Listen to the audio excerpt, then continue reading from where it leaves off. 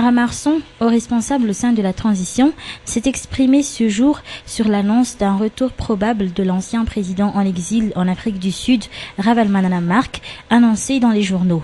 Selon ce politicien, Ravalomanana devrait répondre de ses actes, surtout dans l'affaire de carnage du 7 février 2009. Pour lui, certains politiciens profitent du problème lié aux produits de première nécessité que traverse le pays actuellement pour semer le trouble et dire que l'ancien président résoudrait tout une fois de retour au pays. Je suis désolé, M. Ravalomanana a laissé beaucoup de choses en suspens dans ce pays. Il doit répondre face à la justice. Les plaies ne sont pas fermées et il n'y a pas longtemps qu'on a commémoré le souvenir du 7 février. Que M. Ravalomanana veut venir à Madagascar, qu'il vienne et qu'il répondra face à la justice de toutes les accusations, mais aussi qu'il en prendra tout entier la responsabilité. Car c'est lui qui veut venir.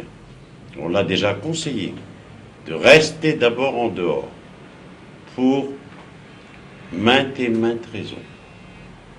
Mais s'il insiste pour venir, lui et ses partisans en prendront la pleine responsabilité. Le gouvernement de transition présidé par le président Rajoelina s'occupe actuellement des problèmes des produits de première nécessité. Nous savons très bien que le mois de janvier, le mois de février sont des mois très difficiles à Madagascar. Ce n'est pas quelque chose d'exceptionnel. Nous ne reviendrons pas en arrière. Le vent du changement a soufflé partout maintenant dans le monde. Nous allons l'assumer jusqu'au bout. Il n'y aura pas de trouble à Madagascar initié par une minorité de gens, car c'est une minorité de gens maintenant face aux résultats du référendum dans le pays.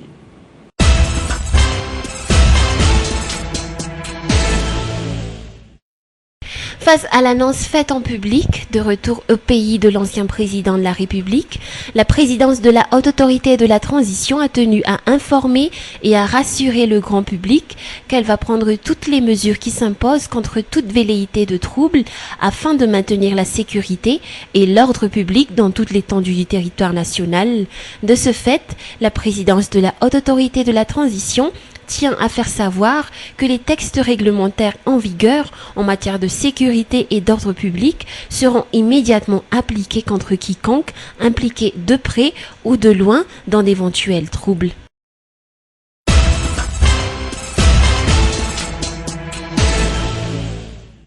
Concernant l'approvisionnement en riz et en sucre, le président de la Haute Autorité de la Transition, Andry Rajoelina, a invité le ministère du Commerce à rendre compte du mécanisme inhérent à la vente d'un lot de 250 tonnes de riz importé au prix de 1000 arrières le kilo durant le Conseil des ministres qui s'est tenu ce jour au Palais d'État d'Amboutrouach. Le ministère du Commerce a ainsi déclaré que les comportements des grossistes étant constatés, il a été mis en place un réseau spécifique allant des importateurs jusqu'aux détaillants au niveau des 192 Fukuntan de la capitale pour écouler comme il se doit ces lots de riz au prix de 1000 arrières le kilo. Le président de la Haute Autorité de la Transition a indiqué qu'il faut impérativement maintenir cette opération pendant une durée assez longue et dans tout le territoire national. Ainsi, un conseil restreint des ministres immédiatement a été décidé à l'issue du Conseil des ministres et avec les ministres concernés par cette opération pour débattre de la question et prendre les mesures efficaces et pérennes en matière d'approvisionnement en farine.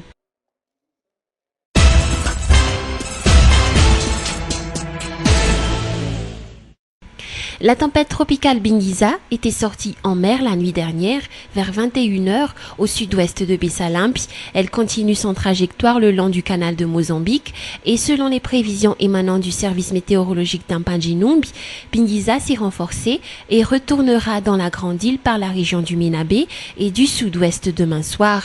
À cet effet, Bingiza traversera la partie sud de l'île.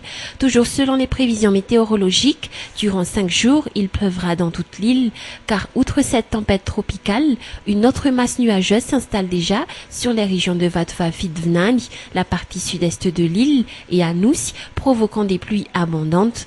Cette tempête tropicale Bingiza apporte des vents d'une vitesse de 75 km/h, accompagnés de rafales de 105 km/h. Les avis d'avertissement et les avis de menaces touchant les districts et régions de l'île sont maintenus. Pour ce qui est du bilan provisoire émis par le Bureau national de la gestion des risques et des catastrophes naturelles ou BNGRC, ce jour vers 15h, Bingiza a fait 6 morts à Marantsech, Soneranvung et Befandjina Nord, 14 blessés, 1 disparu, 15 455 sinistrés et 7 687 sans-abri, notant que des mesures d'urgence ont été adoptées par les membres du gouvernement ce jour lors du Conseil des ministres pour déterminer les aides que l'État pourrait apporter aux concitoyens sinistrés lors du passage de ce cyclone.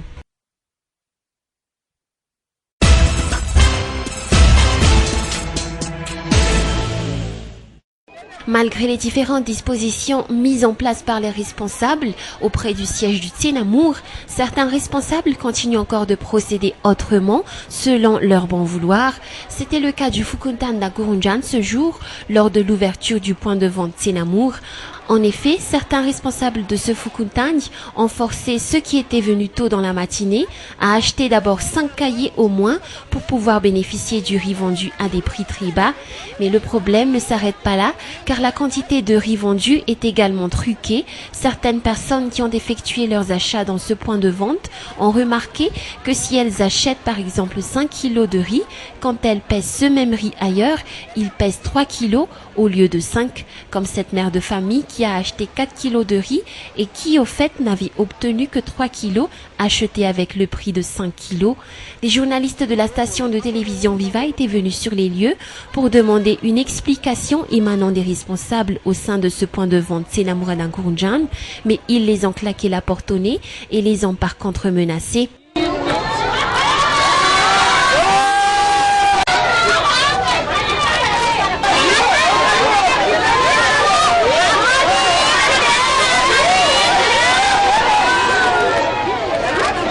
À cet effet, la population attire l'attention des responsables auprès du siège du Tsenamour à prendre les mesures nécessaires pour régler au plus vite et au mieux ce problème, car les Tsenamour étaient censés alléger le quotidien des ménages les plus défavorisés et non le contraire, d'autant plus que ce Tsenamour d'Agurunjan était toujours sujet à problème depuis son ouverture. La société Sonapar, ou Société nationale de participation, travaille actuellement avec quelques 70 sociétés implantées à Madagascar. La célébration de son 20e année d'existence fut saisie par la plupart de ces sociétés de revendiquer beaucoup plus de responsabilités de la part de l'État. Ainsi, une journée portefeuille a été organisée ce jour à Nous, justement dans le but de recueillir les doléances des sociétés membres de la Sonapar. Des doléances, c'est plus en termes de facilitation, en termes de coup de pouce, quelques mesures douanières par exemple sur l'importation des matières premières et aussi des barrières tarifaires, des barrières non tarifaires également, afin de rendre les produits locaux beaucoup plus compétitifs par rapport aux produits importés. Et nous pensons que ces mesures vont être prises au profit des entrepreneurs malgaches, aux entreprises des PME, des PMI, mais surtout dans l'ensemble, c'est au bénéfice de l'économie malgache.